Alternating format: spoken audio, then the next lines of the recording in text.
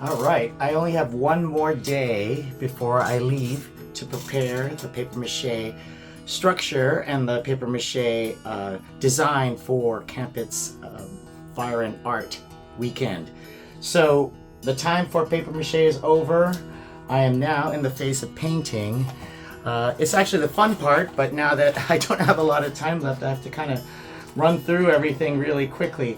So what I've done here is I've created these spirit animals, and I have initially painted some white overcoat and some dark shading so I can go right in with the main colors.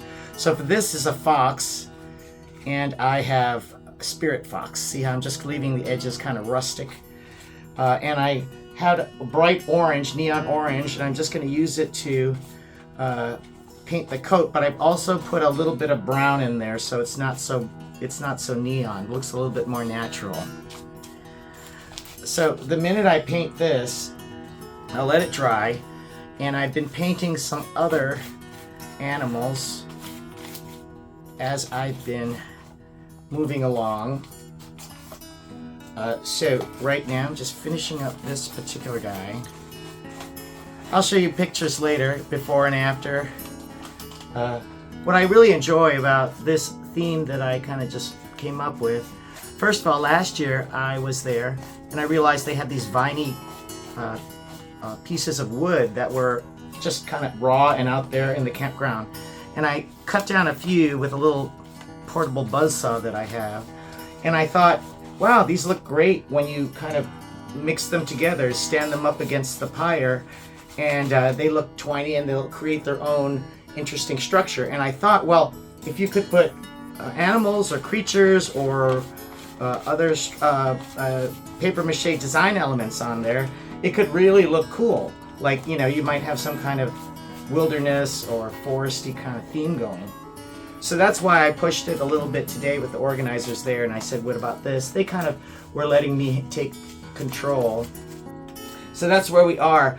And what I like about making all the individual animals is that it's almost like a group effort. And as I kind of spend time on each animal, each one takes on a little personality.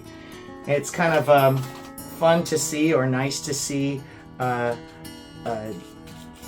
of all the people or all the individual characters it takes to create a whole environment, and to have each of them, you know, moving into this fire situation, getting to know each of them as they move forward.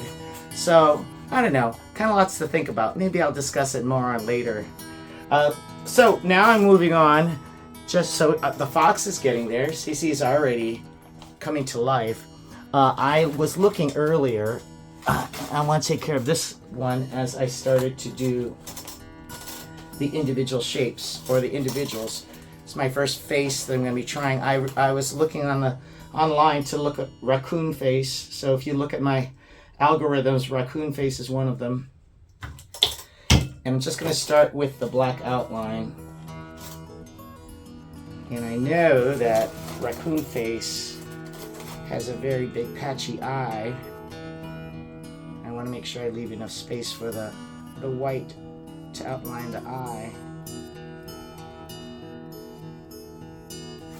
And of course, our raccoons have those big patchy faces.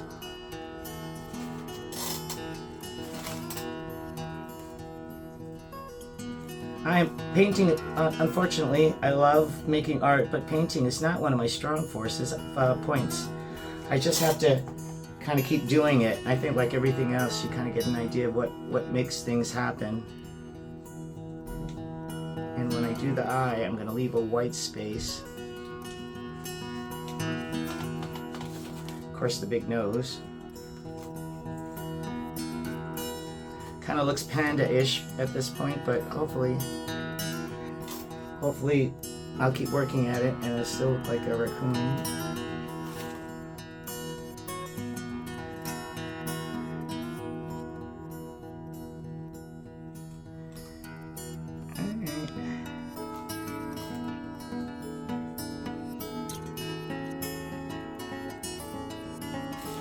There's my raccoon for now. I'll do in other shapes and a little bit more color later. It's going to actually be a brownish color. There you go. Okay, and the last thing I wanted to show you at this point is we have a cat. It's a Bengal cat. I'll show you a picture later. But we also made, I mentioned, a Bengal, so I started to paint the outline, and soon later when I have more time I'll spend some time doing his face to make sure he kind of looks like our cat. But so far he's looking good. I'll be painting some of these different colors to add dimension, but it's coming along. In the back, my husband and I wrote little notes, you know, like the idea that you're going to write messages to the sky, to the eternity. So we have them, and I paper mache them into the effigy that looks like our cat. All right, that's it for now. We'll see you soon.